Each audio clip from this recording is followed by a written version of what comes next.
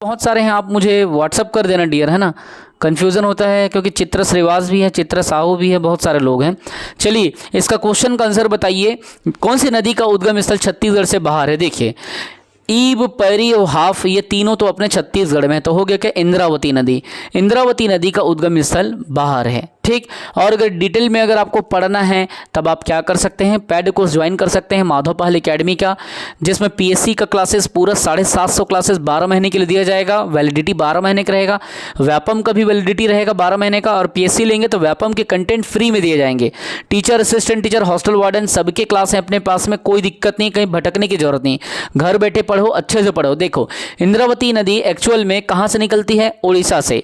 अगर आपसे स्थान पूछा जाए तब आप बताएंगे कि इंद्रावती नदी का उद्गम स्थल उड़ीसा के कालाहांडी से हुआ है, ठीक। इसीलिए इंद्रावती नदी यहाँ पे बाहर है और इस सभी नदी का छत्तीसगढ़ से उद्गम हुआ है, तो इस बात को आपको ध्यान में रखना है, ठीक।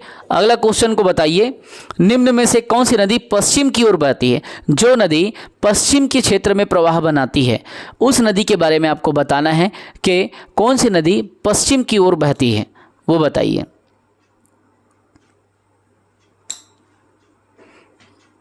यहाँ पे ऑप्शन आपके बीच में दिया गया है, महानदी भी है, खारून भी है, शिवनाथ भी है और इंद्रावती भी है। पश्चिम की ओर बह जाती है, ठीक है। भले ही वो गोदावरी की जीवन की सहायक नदी है, तो आप तो जान गए आंसर क्या आएगा इसका। कौन सी नदी पश्चिम की ओर बहती है बताइए, बताइए। अब यहाँ पे नोट करो, नोट करो, नोट करो। ये कैसे होता है, इसका फंक्शन को समझो। जैसे कि मान लो ये हमारा प्यारा छत्तीसगढ़ राज्य है, ब्रूस वाइन है, मेरा प्यारा बच्चा, देख बेटा इसको देखो, ठीक है। मान लेते हैं कि ये जो नदी है ये जो हमारा छत्तीसगढ़ है, अब इसमें हमको देखना है किसको, इंद्रावती नदी को। आप सभी जानते हो कि इंद्रावती नदी ये बस्तर वाले क्षेत्र में बहती है। मान लो इंद्रावती नदी उड़ीसा के कालाहांडी से प्रवेश की, तो प्रवेश करी तो उस, मान लो यहाँ से मैं रफली समझा रहा हूँ ना, मान लो कालाहांडी से प्रवेश की। अब प्रवेश करने के बाद में ये क्या करेगी, पश्चिम की ओर बहेगी, ठीक है, इधर। तो स्टार्टिंग में वो पश्चिम आ रही है, उत्तर, दक्षिण, पूर्व और पश्चिम। तो यही आप लोग कंफ्यूज हो जाते हो, ये वही इंद्रावती नदी है जो बस्तर में आकर के गोदावरी में फिर बाद में वैसे टर्न हो जाती है, ठीक है। वो बाद में क्या करती है, यहाँ से टर्न हो गई, ठीक है, वो उधर नहीं गई है, पहले वो पश्चिम की तरफ बही लेकिन बाद में इधर आ गई। Is that clear to all of you. ये एकदम समझ आया कि नहीं आया, गलती तो नहीं करोगे, मुझे कमेंट करके बताओ ये बात समझ आ रही है। जब एक क्वेश्चन को आपको देखना है तब बताएंगे कि इंद्रावती नदी का प्रवाह पहले पश्चिम में होता है, बाद में दक्षिण में होता है। और याद रखेंगे पश्चिम में बहने वाली सबसे लंबी नदी इंद्रावती ही है। ये क्लियर हुआ कि नहीं हुआ, मुझे कमेंट करके बताओ फटाक से एकदम, क्योंकि मैं इसमें कोई डाउट आपके लिए नहीं चाहता। ये टॉपिक ऐसा है जो एक बार फंडा क्लियर कर लिए तो हर बार इससे क्वेश्चन बनेगा। बताओ बताओ, बाकी लोग कमेंट करके बताओ, ये एकदम क्लियर हुआ ना भाई आप लोगों को।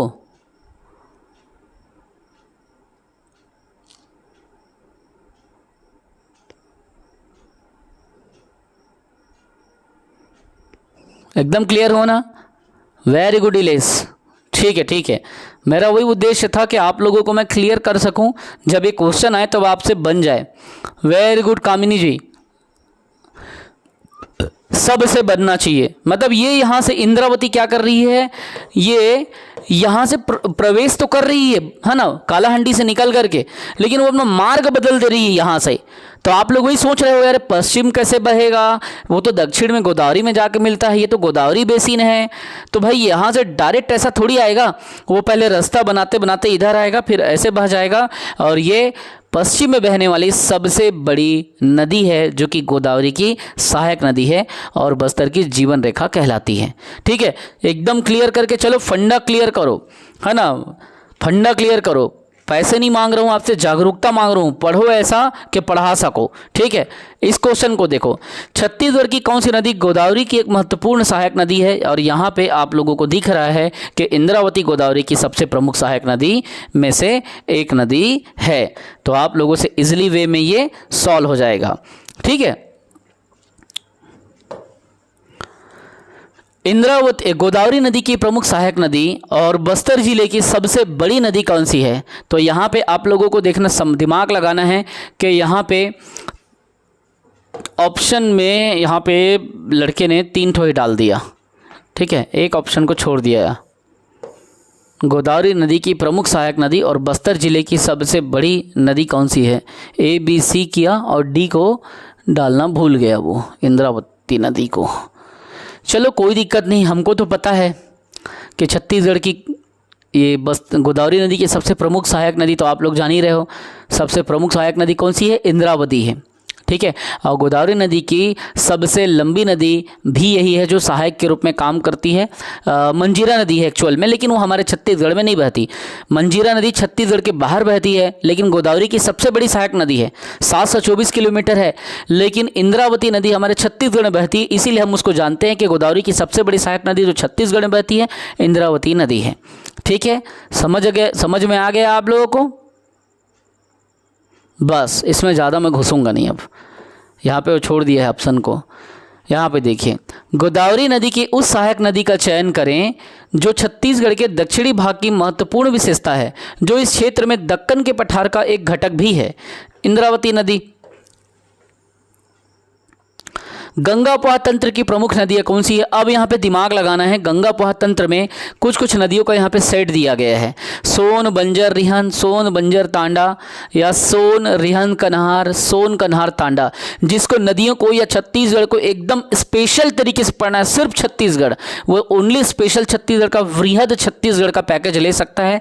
3500 का कोर्स है, लेकिन मात्र 1500 में आज के दिन आपको दिया जा रहा है। एप्लीकेशन में जाके स्पेशल छत्तीसगढ़ आप ले सकते हैं। सिर्फ छत्तीसगढ़ रहेगा, उसमें कुछ नहीं रहेगा, मतलब पंचायती राज, जनजाति, इतिहास, कला, संस्कृति, पूरे राज्य के छत्तीसगढ़ के बारे में रहेगा, ठीक है। तो बताइए इसका आंसर, जो गंगा उपवाह तंत्र की प्रमुख नदियां है, मैं कमेंट पढ़ता हूं आपका, मैं देखना चाहता हूं कि आप इसमें क्या लगाते हो। Very good, very good. Ganga उपवाह तंत्र की प्रमुख नदियों में बहुत लोगों ने बहुत सही आंसर दिया है। प्रीति, बहुत बहुत बढ़िया प्रीति बेटा, बहुत सही आपने आंसर किया, दिल खुश हो गया, है ना। इसीलिए पढ़ो ऐसा कि पढ़ा सको। प्रीति जी को देखो, बच्चे के साथ साथ में घर के शादी जिम्मेदारियों के साथ साथ में तैयारी कर रही है। वैसे लकेश भी है, वैसी नेहा है, बहुत सारे स्टूडेंट हैं मेरे जो घर में बच्चे को देख करके, काम को देखते हुए, पूरे परिवार को चलाते हुए अपने आप को आगे बढ़ाने की कोशिश कर रही है। और ऐसे बच्चों को, ऐसे बेटियों को हमेशा हम लोगों को सपोर्ट करना चाहिए, जो जिम्मेदारी को आगे उठाते हुए भी खुद अपने आप को उठाने का प्रयास कर रही है। और सही मायने में आज के टाइम पे ऐसे लोग ही आगे इंडिपेंडेंट होते हैं। नौकरी लगना नहीं लगना वो अलग बात है, लेकिन इस तरीके का जज्बा लेके चलना, इस तरीके का होश लेके चलना और प्रयास करते रहना, ये अपने आप में सैल्यूट करने के काबिल है। तो ऐसे लोगों को सैल्यूट करो जो हार नहीं मानते, इस एज में आने के बाद भी तैयारी में लगे रहते हैं, ठीक है। आज के टाइम पे कई ऐसे लोग हैं जो 30-32 साल के बाद में तैयारी छोड़ देते हैं, 34 साल में छोड़ देते हैं। लेकिन बहुत ऐसे लोग मैंने देखा है जो 34-35 साल की उम्र में भी तैयारी कर रहे हैं, और ये होना भी चाहिए, शादी के बाद भी कर रहे हैं। मुझे ही देख लो, शादी के बाद भी, बच्चे होने के बाद भी, 8 घंटे की सर्विस के बाद भी कंटिन्यू क्लासेस लेना, फिर ऊपर से लाइव क्लासेस लेना, डिस्कशन क्लासेस लेना। इससे आप सीखें। अगर आपको लगता है कि दीपक सर से आप सीख सकते हैं तो सीखें। आंसर होगा सोन रिहन कन्हार, जो कि गंगा उपवाह तंत्र की प्रमुख नदियां है। अब यहाँ पे सम्मिलित नहीं है गंगा उपवाह तंत्र में, वो बताना है, क्योंकि हमने एक एक महानदी भी देखा, गोदावरी भी देखा, फिर सोन और गंगा को भी हम लोग देख रहे हैं, है ना। पूरे इंपॉर्टेंट क्वेश्चन को देखेंगे, टाइम भी एकदम नियर है। तो बताइए गंगा उपवाह तंत्र में कौन सी सम्मिलित नहीं है, कौन सा एरिया बताइए। गंगा उपवाह तंत्र में कोरिया, सूरजपुर, बलरामपुर, कोरबा और कोरिया एक साथ ऐसा लिख दिया है। तो बताइए जो गंगा उपवाह तंत्र में शामिल नहीं है वो आंसर कौन सा आएगा? गंगा उपवाह तंत्र ऊपर में बहता है, ठीक है, बताइए ऊपर में बहता है, तो कोरबा तो नीचे आ गया, कोरबा तो मध्य छत्तीसगढ़ में आ गया, तो कोरबा नहीं होगा, ठीक है। 84 का बताइए, संपूर्ण सूरजपुर जिला निम्नलिखित में से प्रवाह बेसिन में आता है। सूरजपुर किस में आएगा? अभी तो बताया, अभी तो चर्चा किया आपके बीच में। सूरजपुर किस में आएगा? गंगा में आएगा, गंगा उपवाह तंत्र ऊपर में है, ठीक। रिहन नदी का उद्गम स्थल कौन सी है? कम से कम ज़्यादा नहीं बोलूँगा तो ये रिहन नदी का इस क्वेश्चन को ना देखो पीएससी भी पूछ दिया और व्यापम का फेवरेट क्वेश्चन है। रिहन नदी का उद्गम स्थल इतनी बार पूछा है कि मैं क्या बताऊँ। रिहन नदी का उद्गम स्थल कौन सा है? तो छुरी मतिरंगा की पहाड़ी पूरा लिखा रहता है, आपको कंफ्यूज नहीं होना है, चाहे मतिरंगा लिखा रहे चाहे छुरी लिखा रहे, ठीक है। कोरिया के अंतर्गत आता है तो क्या हुआ, लेकिन अभी इसको आपको ऐसे पढ़ना है जब नाम स्पष्ट लिखा है तो छुरी मतिरंगा की पहाड़ी। इसीलिए बोलता हूँ कॉपी और पेन लेके बैठो, जब भी डिटेल पढ़ाऊँ डिस्कशन करूँ डिटेल में तब आप उसको नोट करते चलो कुछ कुछ चीज़ों को। 86 में बताना है निम्नलिखित में से किस नदी को सरगुजा की जीवन रेखा कहा जाता है? बताइए। सरगुजा मतलब ऊपर में है, तो ऊपर में जो बहने वाली नदी, क्या महानदी ऊपर बहती है? नहीं बहती। इंद्रावती कहाँ बहती है? नीचे। शिवनाथ कहाँ है? सेंटर। तो ऊपर में कौन सा? रिहंद नदी ऊपर में बहती है, इसीलिए सरगुजा की जीवन रेखा रिहंद को कहते हैं। जो साधन है, जो संसाधन है, जहाँ पे आपको क्वालिटी एजुकेशन मिल रहा है उसी में पढ़ना चालू कर दो। इस माइक को देखो, मैंने हेयर बैंड से मात्र 200 रुपये में लेके बनाया था। इस 200 रुपये के माइक ने ऊपर वाली कृपा ने 2 लाख रुपए मुझे 1 महीने में दिलाया। समझना बात को। क्यों बता रहा हूँ इस चीज़ को? मैं ये नहीं बता रहा हूँ कि मैं पैसे वाला हूँ, मैं ये बताना चाहता हूँ, आपको समझाना चाहता हूँ कि जहाँ चाह वहाँ राह। 200 से कब 2 लाख तक पहुँचोगे कोई गारंटी नहीं। इसीलिए मेहनत करो, कर्म करो। जो साधन है, जो मिल रहा है आप उसी में चले जाओ। अच्छे की तलाश में अच्छे को मत छोड़ो, ठीक है। जो आपके पास है उसी में पढ़ो। क्लास लेना है, अच्छा अगर कोई मिल रहा है तो लो, नहीं लेना है तो जो साधन है उसी में पढ़ो। मैं फ्री पढ़ा रहा हूँ इसीलिए फ्री में पढ़ो, लेकिन डेली लाइव आओ, ठीक है। ये 200 रुपये, 20 रुपये, 10 रुपये का हेयर बैंड में मैंने इसको करके 25,000 का माइक मैं ऑर्डर कर चुका था, लेकिन इसकी क्वालिटी उससे अच्छी लगी। फिर 25,000 के माइक को कैंसिल करके 200 रुपये का और 10 रुपये के ये 210 रुपये में मेरा बन गया। ये हेयर बैंड मैं लेके आया था मार्केट से, मेरी वाइफ बोलती मेरे लिए लाया हो, मैं बोला नहीं माइक बनाने के लिए लाया हूँ। तो वही है, जो साधन है उसी से करो। जो प्राप्त है वो पर्याप्त है, जो मिला वो किसी से कम नहीं, और जो ना मिला उसका गम नहीं। चलो आगे देखो। निम्नलिखित नदी में से किस नदी को सरगुजा की जीवन रेखा आप लोग देख लिए। रिहन नदी किस नदी की सहायक नदी है? बताइए। जो रिहन नदी है वो किसकी सहायक नदी है? ऑप्शन दिया है यहाँ पे, बताइए किसकी सहायक नदी है? कन्हार और रिहंद, ये सबका नाम सुने हो कि नहीं सुने हो? यहाँ पे ऑप्शन को देख के कमेंट मारो। रिहन नदी जैसे ऊपर में बहती है, क्या महानदी की होगी? नहीं होगी। क्या नर्मदा की होगी? नहीं होगी। यहाँ पे सोन है और शिवनाथ है। अब आप सोच के बताइए रिहन नदी किसकी सहायक नदी है? तो ये सोन नदी हो जाएगा। यह CGPSC ने 2021 में प्रीलिम से पूछा था, उस क्वेश्चन को आपके बीच में मैं ला रहा हूँ, उस क्वेश्चन को आपको बता रहा हूँ। छत्तीसगढ़ में बहने वाली रिहन नदी अंततः किस राज्य में सोन नदी से मिल जाती है? ठीक है, बताइए। आंध्र प्रदेश है, उड़ीसा है, महाराष्ट्र है, उत्तर प्रदेश है। तो छत्तीसगढ़ में बहने वाली रिहन नदी किस राज्य में सोन नदी में मिल जाती है? इसका आंसर क्या होगा? सोचो, ऊपर बहती है तो वो कहाँ जाएगा? 15 मिनट में आ रहा हूँ, 15 मिनट में कहाँ जाएगा बताओ? कहाँ जाएगा? इसका आंसर बताओ। 88 का आंसर क्या होगा? हाँ, ये उत्तर प्रदेश में जाके मिलती है। और उत्तर प्रदेश में कहाँ मिलती है? तो वहाँ पे सोनभद्र नाम का जो जगह है, सोनभद्र जिला है, वहाँ जा कर के सोन नदी मिलती है। सोन नदी के नाम से ही सोनभद्र, सोन नदी के नाम से सोनद, तो उत्तर प्रदेश में जाके मिलती है। 89 में बताइए गोपद नदी प्रभावित होती है, कहाँ से प्रवाहित होता है गोपद नदी? क्या लगता है आपको इसका आंसर क्या होगा गोपद नदी का? तो ये कोरिया जिला में प्रवाहित होता है, ठीक है। और कोरिया में एक स्थान है, आप लोग देखे होंगे, आमापानी करके जगह है, वहाँ पे ये प्रवाहित होता है, ठीक है। तो गोपद नदी प्रवाहित होती है कहाँ? बताइए, कोरिया में, ठीक है। इसका आंसर बताइए। छत्तीसगढ़ के निम्न में से किस भाग में कन्हार बेसिन स्थित है? कन्हार बेसिन कहाँ है? बताइए। उत्तरी सीमा भाग, उत्तर पूर्वी सीमा भाग, उत्तर पश्चिमी भाग और पूर्वी सीमा भाग। कन्हार बेसिन के बारे में बताना है। दिमाग लगा करके सोचिए, कन्हार बेसिन कहाँ होगा, किस जगह पे है कन्हार बेसिन? तो उत्तर अपूर्व, जसपुर वाले एरिया, तो उत्तर भी आएगा और पूर्व दोनों के बीच में आता है, तो उत्तर पूर्व सीमा पर, ठीक है।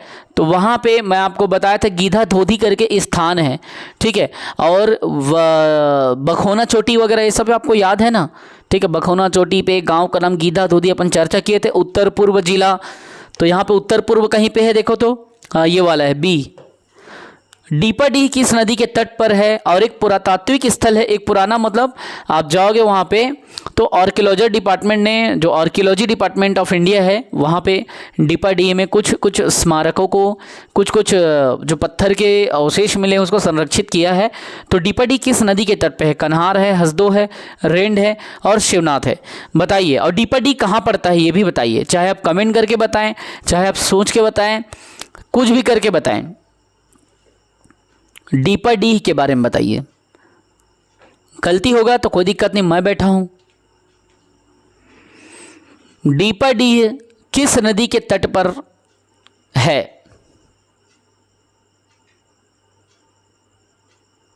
इसका आंसर हो जाएगा कन्हार, और ये बलरामपुर जिले के अंतर्गत आता है। बलरामपुर में ही डीपाडीह है जिसके तट पर कन्हार यहाँ पे बैठी हुई है। ये बात अलग है कि जसपुर क्षेत्र से जब आप देखते हो तब कन्हार का चर्चा मिलता है, उत्तर पूर्वी सीमा से उद्गम होता है, सब अपन देखते हैं, ठीक है। लेकिन इसका डीपाडीह जो है कन्हार आ जाएगा यहाँ पे बलरामपुर में।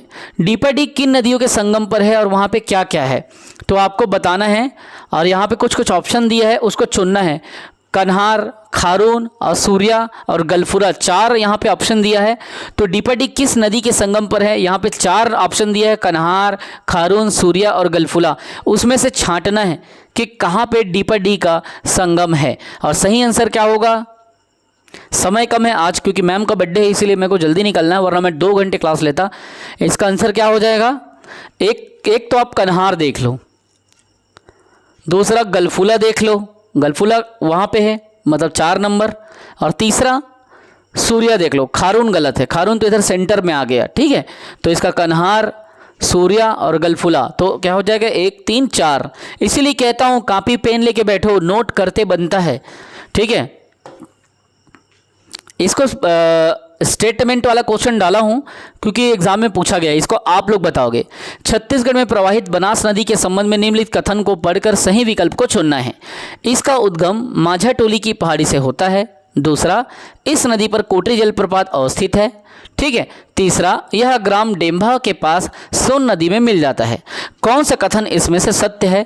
तो ए, बी, सी और डी। आप इसका आंसर करो तर्कों का प्रयोग करके, जानबूझ को इसके मैं आपके बीच में डाला हूं।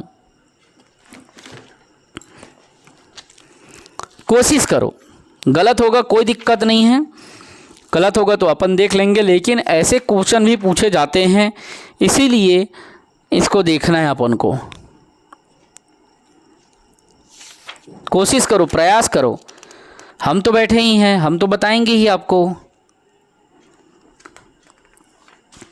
बनास नदी के बारे में पूछ रहा हूं मैं, है ना। ये क्वेश्चन में पूछा गया है पहले, तो अगर आ गया तो भाई ऐसा नहीं होना चाहिए ना कि अरे यार तो बन नहीं रहा है, ऐसा नहीं होना चाहिए, इसीलिए इसको आपके बीच में डाला गया है।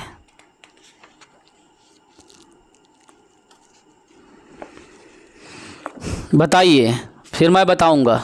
हाँ, 1-2 लोग और कमेंट करो, कमेंट करो, लाइव वाले बच्चे कमेंट करो क्योंकि ये एग्ज़ाम में पूछा जाता है। लाइव वाले कमेंट करो भाई। 93 का सी मारे हैं आरुष पटेल ने, और बाकी लोग नहीं मारोगे क्या? कोशिश तो करो, भले आंसर कुछ भी रहे लेकिन मारो ना भाई। Aarush Patel, very brilliant student, बहुत ज़बरदस्त आपने आंसर दिया बच्चा, बहुत ज़बरदस्त, एकदम दिल खुश हो गया आपकी बात सुन करके। जब बात आती है बनास नदी के संबंध में तो सबसे पहला बात आप जान लो कि इसका उद्गम कहाँ पे होता है? माझाटोली, जो अपन देखें वहाँ की पहाड़ी से होता है, माझाटोली से। दूसरी बात, ये डेम्भा गाँव के पास में है। ये दोनों कथन एकदम सही है, ठीक है। तो ये दोनों कथन के लिए सी हो जाएगा 1 और 3, 2 गलत है, ठीक। आगे देखिए, आगे चलते हैं, समय नहीं है वरना और अपन डिटेल करते, कल तो 2 घंटा लूँगा ही। छत्तीसगढ़ प्रदेश का चौथा प्रमुख अफवाह तंत्र निम्नलिखित में से कौन सा प्रमुख है? चौथा बोल रहा है। महानदी तो पहला हो गया, गोदावरी दूसरा हो गया, अब आपको नर्मदा और ब्राह्मणी में बताना है क्योंकि सोन नदी तीसरा हो गया। तो चौथा प्रमुख अफवाह तंत्र बताना है जिसको मैं कल बता चुका था, लेकिन आप यहाँ पे बताएंगे कि किसको आप लोग इन दो विकल्पों में बताओ कि महानदी गोदावरी को छोड़ दो, सोन तो है नहीं, सोन तीसरा है, लेकिन इसमें से बताओ कि नर्मदा है या ब्राह्मणी है। चौथा प्रमुख अफवाह तंत्र को सॉल्व करो, क्या होगा आंसर इसका? क्या होगा?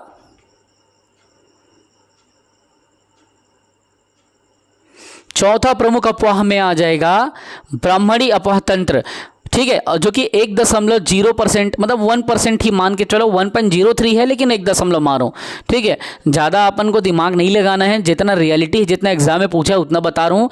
ब्राह्मणी अफवाह तंत्र इसका आंसर आपको लेना है, जिसका परसेंट अफवाह तंत्र में चौथे नंबर के पे सोन नदी के बाद ये आता है 1.03%। ये अब यहाँ पे यही सेम क्वेश्चन यहाँ पे ये दे देखो 1.03 यहाँ पे पूछ दिया। अगला बताओ ब्राह्मणी अफवाह तंत्र की प्रमुख नदी कौन सी है? ब्राह्मणी की प्रमुख मतलब नदी आपको बताना है, ठीक है। यहाँ पे शंख नदी है क्या? हाँ, ये शंख नदी इसकी प्रमुख अफवाह तंत्र है। और भी नदियाँ हैं, ऐसा नहीं है कि नहीं है। बांकी नदी या एक तो शंख नदी हो गया, एक बांकी नदी हो गया, तीसरा है लाबा नदी, ऐसा भी बोलते हैं, बट यहाँ पे जो ऑप्शन दिया है वो शंख नदी इसका आंसर है।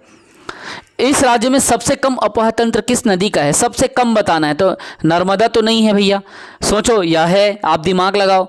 देखो महानदी और गोदावरी को हटा दो, अब यहाँ पे गंगा और नर्मदा दिख रहा है, तो दिमाग लगाओ कि सबसे कम अफवाह तंत्र, तो सबसे कम में क्या हो जाएगा? नर्मदा ही एक ठो बच रहा है, तो नर्मदा का कितना है? 0.55%, ठीक है, इतना। और हेक्टेयर में अगर बोले तो 0.759 लाख हेक्टेयर, लेकिन परसेंटेज में 0.55%। अगर परसेंटेज में बोल दे तो 0.55, अगर परसेंट में अगर कहे तो यहाँ पे बता देना 0.55%, बस, इसमें ज़्यादा सोचना भी नहीं अपन को, ठीक है। जो है वो क्वेश्चन बिगाड़ना मत, मैं बार बार गुरु मंत्र दे रहा हूँ आप लोगों को, सरल क्वेश्चन बिगड़े मत, सरल को छोड़ना मत, कठिन के चक्कर में रहना मत। बंजर नदी किस अफवाह तंत्र में सम्मिलित है? अब आपको वही चीज़ बताना है कि बंजर नदी किस अफवाह तंत्र के अंतर्गत आता है, उसका दिमाग लगाना है और सॉल्व करना है कि बंजर नदी किस में आता है, ठीक है। तो बंजर नदी जस्ट बताया हूँ कि वो किस में आता है? नर्मदा के अंतर्गत आता है। बंजर में एक और है, एक तो नर्मदा है, एक बंजर है, एक तांडा है, जो कि नर्मदा के अंतर्गत आता है। तो नर्मदा है कहाँ पे? डी में है दे। तो ये नर्मदा की दो प्रमुख सहायक नदी आप दिमाग में रखो, अगर नर्मदा को पूछे तो एक आप लेना बंजर लेना, दूसरा तांडा ले लेना, ठीक है। कई जगह ताड़ा लिखा है लेकिन इसका वास्तविक नाम है तांडा, ठीक है। तो इतनी बातें इंपॉर्टेंट है। और अगला क्वेश्चन देखिए, इस राज्य की नर्मदा अफवाह प्रणाली की सहायक नदी निम्नलिखित में से कौन सी है? नर्मदा अफवाह प्रणाली की सहायक नदी। अब यहाँ पे अपन लाइव क्लासेस को ख़त्म करेंगे। इसका आंसर 99 का आंसर क्या होगा? जल्दी बताओ। नर्मदा के अंतर्गत मोरनी होगा, बंजर होगा और गोबरी होगा या सिंदूर होगा? जो है वही बताओ, क्योंकि अभी अपन इसका चर्चा किए हैं। क्या होगा? अब भी जस्ट चर्चा किए अपन, क्वेश्चन का आंसर मारो। नर्मदा अफवाह प्रणाली की सहायक नदी है, बताओ बताओ, डरना नहीं है, टाइम कम है अपने पास, नहीं तो मैं आपको और करा देता क्लासेस। इसी में ही आप लोग बोर हो जाते हो। 99 का आंसर मारो, 99 को मारो भाई। नर्मदा प्रवाह प्रणाली की सहायक नदी है, और 100 को भी मारो। 100 दिख रहा है ना, 100 को भी मारो, दोनों सेम क्वेश्चन है, समझ लो। नर्मदा के अंतर्गत क्या दिख रहा है? बंजर दिख रहा है ना, और मारो। बंजर नदी किस नदी की सहायक नदी है? दिख रहा है ना। अरे अपना तर्क का भी प्रयोग करो। बंजर नदी किस नदी की सहायक नदी है? तो नर्मदा नदी की, बताया तो हूं। अब बंजर नदी का उद्गम कहाँ पे हुआ है? बंजारी टोला करके एक जगह है, उस जगह से बंजारी टोला से बंजर नदी के उद्गम हुआ है, जो कि बालोद और राजनांदगांव के बीच में पड़ता है, मतलब दोनों स्थान के अंतर्गत आता है। बंजारी टोला याद रख लेना बंजर नदी के लिए, ठीक। ज़्यादा दिमाग इसमें मत लगाओ। इसको बताओ, इनमें से कौन सा जिला नर्मदा बेसिन का हिस्सा है? राजनांदगांव, कोरबा, रायपुर, बिलासपुर। अभी जस्ट मैं बंजर के बारे में बताया हूँ, लेकिन नर्मदा के बारे में पूछ रहे हैं तो आप आंसर करें कौन सा जिला आएगा। एकदम इजी है, देख के ही समझ आ रहे हैं। नर्मदा बेसिन के अंतर्गत कौन आएगा? राजनांदगांव आएगा। इनमें से कौन सा जिला नर्मदा बेसिन का हिस्सा है? अब सेम क्वेश्चन वही राजनांदगांव वाला आ गया। छत्तीसगढ़ का अपाह तंत्र निम्नलिखित प्रमुख नदी व्यवस्थाओं के आधार पर आधारित है। किस पे आधारित है? महानदी, गोदावरी, नर्मदा और गंगा। तो छत्तीसगढ़ में तो अपाह तंत्र भैया प्रमुख रूप से देखा जाए तो महानदी है। ठीक है। छत्तीसगढ़ के भौगोलिक क्षेत्र को कितने प्रमुख नदी बेसिनों में विभाजित किया गया है? भौगोलिक क्षेत्र को, अभी इस क्वेश्चन को बताइए, थोड़ा सोच लीजिए, क्योंकि मैं पहले ही जब क्लास को चालू किया था तब आपको बताया था कि छत्तीसगढ़ के भौगोलिक क्षेत्र को कितने क्षेत्रों में बांटा गया है। बताया था, याद करो इस क्वेश्चन को, स्टार्टिंग में बताया था, चर्चा किया था मैं। इसका आंसर बताओ, तर्क लगाओ, फिर अपन इसका चर्चा करेंगे। इस पे आंसर क्या होगा? छत्तीसगढ़ के भौगोलिक क्षेत्र को कितने क्षेत्रों में बांटा गया है? बताइए। एकदम इजी है, स्टार्टिंग में बताया था, याद करो। किसने 100? दीप्ति, वेरी गुड बेटा, दीप्ति बहुत बढ़िया। दीप्ति, राधे बहुत बढ़िया बेटा, बहुत बढ़िया, बहुत बढ़िया। छत्तीसगढ़ के भौगोलिक क्षेत्र को 5 क्षेत्रों में, 5 नदी क्षेत्रों में बांटा गया है। बहुत बढ़िया। महानदी, गोदावरी, सोनगंगा, ब्राह्मणी, नर्मदा, जिसमें से सबसे ज़्यादा 56% महानदी है। गोदावरी 29 मतलब 28.64 मतलब 29%। सोनगंगा कितना? 13% मोटा मोटा में। और ब्राह्मणी कितना? 1.03 में। नर्मदा कितना? 0.55%। Very good to all of you, बहुत बढ़िया, अच्छा रिप्लाई दिया आप लोगों ने। छत्तीसगढ़ महानदी बेसिन का विस्तार कितने किलोमीटर में है? ठीक है, वर्ग लगा लेना। ये इसको सीजीपीएससी ने असिस्टेंट प्रोफेसर में पूछ दिया था, ठीक है, 2014 में। तो महानदी बेसिन का क्षेत्रफल आपको यहाँ पे लगभग बताना है। तो मोटा मोटा तौर पे बताइए महानदी बेसिन का आंसर क्या होगा। ठीक है, हालांकि ये ऑप्शन यहाँ पे गलत है। लेटेस्ट रिसेंट ऑप्शन मैं आप लोगों को पहले भी बता चुका था कि ये लगभग 77,432 है। तो 77 तो कहीं नहीं दिख रहा है, तो सिर्फ 70 दिख रहा है, तो इसको पीएससी ने ये आंसर ले लिया था, जबकि 77,000 है। ठीक है, और याद रखेंगे लाख हेक्टेयर में होगा क्षेत्रफल। ठीक है, लाख हेक्टेयर में, वो गलती से किलोमीटर लिख दिया है। इधर देखो, महानदी अपाह तंत्र छत्तीसगढ़ राज्य के लगभग कितने प्रतिशत क्षेत्र में आता है? महानदी के बारे में बताया था मैं, ये पुराना है। ठीक है, अब भी जस्ट फिर बताया हूँ महानदी के लिए 56% करके बताया हूँ ना, तो 56 यहाँ पे नहीं है, तो ये पुराना क्वेश्चन है, क्योंकि पहले ऐसे क्वेश्चन आते रहे हैं। लेकिन हमको क्या करना है? हमको सही को लेना है। तो पीएससी ने क्या किया था? 58% ले लिया था। ठीक है, कम नहीं लेना है, भले ज़्यादा ले लेना है, क्योंकि नदी विकास विभाग में लोग ज़्यादा डाटा भेजते हैं, राज्य की प्रशंसा भी होती है इससे। तो 58 ले लिया था, लेकिन एग्जैक्ट 56% आपको दिमाग में 56.13% को याद रखना है। निम्नलिखित में से कौन सी छत्तीसगढ़ की नदी द्रोणी नहीं है? ब्राह्मणी है क्या? नर्मदा है क्या? ताप्ती है क्या? महानदी द्रोणी क्या चीज़ नहीं है? तो ब्राह्मणी पढ़े हो, नर्मदा पढ़े हो, महानदी पढ़े हो, ताप्ती नदी हमारी द्रोणी नहीं है, हमारे यहाँ इसका बड़ा अपाह क्षेत्र नहीं है। तेलिन घाटी किन 2 अपाह तंत्रों को अलग करती है? दिमाग लगाओ, इस बार तुम लोग बताओगे। तेलिन घाटी का क्वेश्चन बताइए, क्वेश्चन बहुत पूछा है, किस किस घाटी को अलग करता है? और तुम्हारे पास अगर समय नहीं है तो मैं बता देता हूँ। नीचे से गोदावरी है, ऊपर से महानदी है, और बीच बीच में तेलिन घाटी पड़ता है। तो आंसर क्या हो जाएगा? ए हो जाएगा। ठीक है, एकदम इजी है ना, कोई दिक्कत नहीं है। तो गोदावरी और महानदी मार देना। एक सनौ में मलगर नदी का उद्गम स्थल कहाँ है? इसको बताइए, बताना है मलगर नदी। तो ये आज समय कम है इसलिए मैं थोड़ा जल्दी कर रहा हूँ बेटा। कल से अपन क्या करेंगे? 2-2 घंटा करेंगे, हर दिन तो 1.5-2 घंटा करते हैं। हालांकि आप लोग बोर हो जाते हो, मैं तो कंटिन्यू खड़ा हूँ और कंटिन्यू बोल रहा हूँ, कंटिन्यू चिल्ला चिल्ला के समझा रहा हूँ, लाइव में ज़्यादा एनर्जी देना पड़ रहा है। तो मलगर नदी का उद्गम स्थल अगर आपसे पूछ दे तब आप क्या लेंगे? उसका बैलाडीला लेंगे। और बैलाडीला किस में आता है? बस्तर में, कोंडागांव में, दंतेवाड़ा में, किस में आता है? तो बैलाडीला आता है दंतेवाड़ा में। ठीक है, गलत मत करना। सुरही नदी किस जिले में बहती है? तो ये आंसर हो जाएगा इसका क्या? सुरही नदी का बताओ। राजनांदगांव। ठीक है, छत्तीसगढ़ की किस तहसील में तेल नदी निकलता है? तेल नदी देवभोग में निकलता है, और देवभोग कहाँ है? गरियाबंद के अंतर्गत आता है। मतलब एक तहसील है वो, और वहाँ पे वो बहता है। ठीक है। और एक चीज़ और, महानदी अपवाह तंत्र का ही हिस्सा है ये भी। ठीक है। तेल नदी किस जिले में प्रवाहित होती है? अभी जस्ट बताया हूँ, गरियाबंद। देवभोग गरियाबंद में आता है ना। महानदी इंद्रावती के बीच में जल विभाजन का काम कौन करता है? जस्ट अब ये क्वेश्चन का आप बताओ, केशकाल करेगा या केशकाल का पठार करेगा, अबुझमाड़ की पहाड़ी करेगा, अंतःगढ़ उच्च भूमि, कौन करेगा महानदी और इंद्रावती के बीच में जल का विभाजन? बताइए, जल्दी आंसर करो। महानदी और इंद्रावती के बीच में जल का विभाजन कौन करेगा? जब ऐसे ऑप्शन दिए रहेंगे तो हिरेन दिमाग लगाओ बेटा, बताओ। चलो मैं अब कमेंट पढ़ लेता हूँ। इसका आंसर जब बात आती है तो इसको केशकाल कंगार लिया है इसका आंसर। ठीक है। केशकाल का पठार मत लेना, कोंडागांव पठार मत लेना, केशकाल कंगार इसका आंसर लिया है तो यहीं लेना। ठीक। कोंडागांव जिले में है ये, इसीलिए कोंडागांव के जगह केशकाल से क्या होता है? महानदी और इंद्रावती में जल विभाजन होता है। आमनेर मुस्का पिपरिया का संगम कहाँ पे होता है? ठीक है, बताइए। तो ए में खैरागढ़ गंडाई ये सब, ये थोड़ा गलत हो गया है टाइपिंग, कोई दिक्कत नहीं है, लेकिन इसका आंसर थोड़ा सा 3 ऑप्शन आप लोग पढ़ोगे तो बन जाएगा। इसका आंसर क्या है?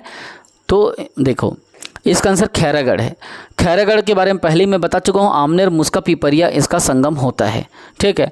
और ऐसा भी होता है, मतलब कई अलग अलग किताबों में खैरागढ़ की जगह में छुई का धान भी लिखा हुआ है। ठीक है। तो इसमें कंफ्यूज नहीं होना, जगह आपको खैरागढ़ लेना है। जिला में अगर आपका आ जाए तो पूरा, अगर जिला दे दिया है तो छुई खदान खैरागढ़ गंडाई ऐसा ले लेना, इसीलिए यहाँ पे खैरागढ़ गंडाई वगैरह ऐसा करके पूरा लिख दिया है ना। आंसर आपको खैरागढ़ लेना है। ठीक है। अगला देखो, छत्तीसगढ़ की नदियों के निम्न समूह में से लंबाई के अनुसार किस समूह में नदियों का अवरोही क्रम सही है? अब इस पे दिमाग लगाओ, ये क्वेश्चन है दिमाग लगाने का।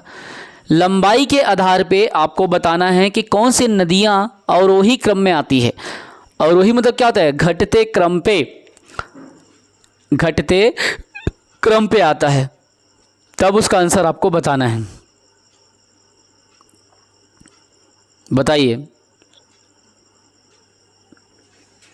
देखिए, लंबाई का क्रम ऐसा एक कागज में लिख के रख लो। जैसे महानदी है तो 286 किलोमीटर है, 858 तो टोटल है, लेकिन छत्तीसगढ़ में 286। शिवनाथ है, उसके बाद 200, इंद्रावती 264, ईब नदी छत्तीसगढ़ में 87 किलोमीटर बहती है, हसदेव नदी कितना 176 में बहती है। ऐसा लिख के रखो, तब जाकर के इसका आंसर बताओगे। शिवनाथ कितना है? 200। इंद्रावती कितना है? अभी जस्ट आपके बीच में मैं बताया हूँ 264। तो ये सब चीज़ को अपना दिमाग लगा लो भाई, 264 तो है। शिवनाथ नदी 290, 264, फिर मांड मतलब मैन पार्ट से जो निकलती है, मांड का कितना है? 155। तो ऐसा इसका आंसर इसका बी हो जाएगा। तो यहाँ पे लिख लो आप, मतलब कागज में पूरा लिख लो नदियों की लंबाई। ठीक है। इसीलिए मैं ना ज़्यादा समय नहीं दे पाऊंगा, आप लोग फटाफट क्या करो, नोट करते चला करो, समझाने के चक्कर में लेट हो जाता है। महानदी 286 छत्तीसगढ़ में, लेकिन टोटल लंबाई 858। शिवनाथ नदी 290 4 किलोमीटर बड़ा है। इंद्रावती 264, ईब नदी 87 किलोमीटर छत्तीसगढ़ में, 202 उसकी लंबाई है, लेकिन 202 में से 87 छत्तीसगढ़ में बहती है। हसदेव नदी 176, शबरी नदी 173, मांड 155। ऐसा करके क्रम ले लो। अरपा है 100 किलोमीटर। ठीक है। तो इसका बी हो जाएगा, शिवनाथ, इंद्रावती, मांड, रिहान। जब आपको उसको रटे रहोगे तो बन जाएगा। 116 का आंसर आपको बताना है कि ये जो नदियां हैं कहाँ से निकली है। मांड नदी का कहाँ से होता है? मैन पार्ट से होता है। ये सब का देखो, जो केलो बनास, इसका दिमाग लगाओ, फटाक से दिमाग लगाओ, कौन सी नदी किस किस जगह से उद्गम होता है। जब इसको बना लोगे ना 100% आपका क्वेश्चन सॉल्व होगा। तो अब इसका कमेंट करके बताओ। लुडेंग की पहाड़ी बता रहा हूँ तो वहाँ से कौन सा नदी होगा? सोनबेरा अभी पढ़ाया हूँ, सोनबेरा से कौन सा होता है? मैन पार्ट से कौन सा होता है? आंसर करो, आंसर करो, सभी आंसर करो। जब मैं आपको रेलवे की सेंट्रल गवर्नमेंट की जिम्मेदारियों के साथ इतना समय दे सकता हूँ, तब आप इतना क्यों दिमाग नहीं लगा सकते? क्यों आप लोगों से नहीं बनेगा? आपसे ज़रूर बनेगा ये।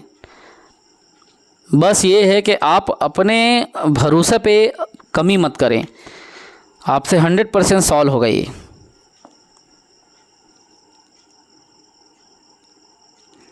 कोशिश करो तो क्या नहीं बनेगा यार,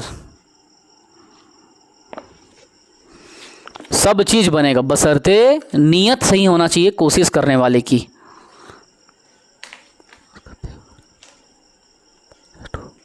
बताइए, चलिए मैं बताता हूँ। सबसे पहले एक चीज़ तो आप मतलब क्या करो, आप इसको ना रिलेट करना सीखो। मांड नदी का मेन पार्ट, सबसे पहला बात तो आप यहाँ पे ये डाल लो कि मांड से मतलब मांड में मांड नदी का मेन पार्ट से होता है।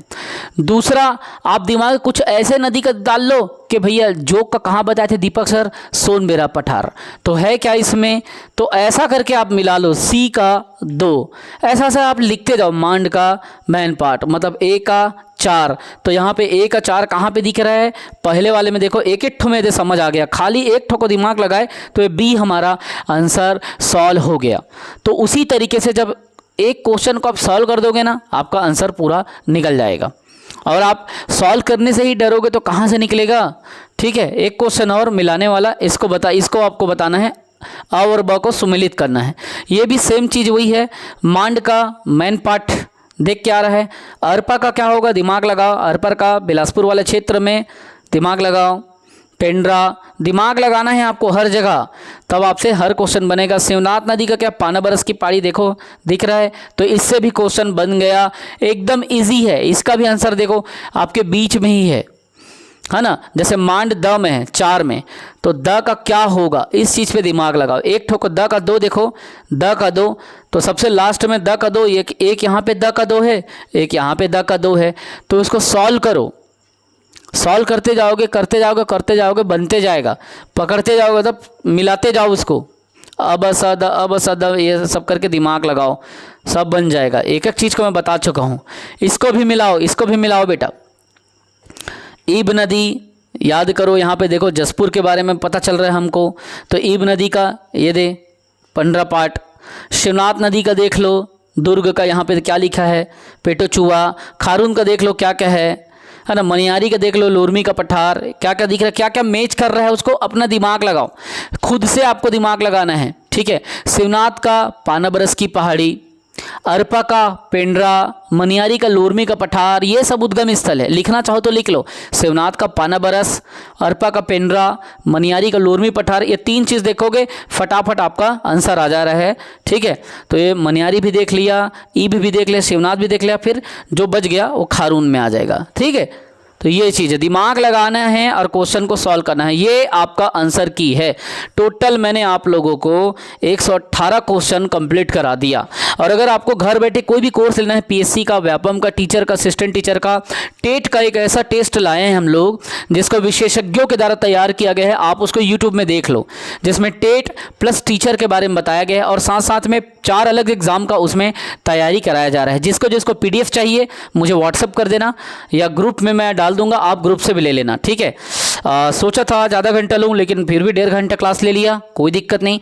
पढ़ते रहें, बढ़ते रहें, अपने सपनों के लिए लड़ते रहें, अपने सपनों के लिए थोड़ा सेल्फिश बनो, मतलब सेल्फिश इन द सेंस अपने कैरियर के लिए थोड़ा दोस्ती यारी कम करो, थोड़ा घूमना फिरना पार्टी कम करो, और अपने जीवन में एक बार सेटल हो जाओ अपने दीपक सर की तरह। फिर जहाँ जाना है, जो घूमना है, जैसा करना है, आज हमारी खुद डिनर का प्लानिंग है बाहर, तो ये सब चीज़ें करते रहो, लेकिन बिना कैरियर बनाए कुछ भी ना करो। फर्स्ट डिजर्व देन डिज़ायर, पढ़ते रहें, बढ़ते रहें। आगे बढ़ने के लिए आपको अभी से कदम उठाना पड़ेगा। ये PDF आपको शेयर कर दिया जाएगा, जो ग्रुप में जुड़े नहीं हो तुरंत एप्लीकेशन के लिंक में जा करके फटाक से अपना मन का पसंद का कोर्स खरीदो और ग्रुप में जुड़ो। व्हाट्सअप लिंक भी यूट्यूब में है। ठीक है, तो जय हिंद, वंदे मातरम, मेहनत करते रहें, बढ़ते रहें।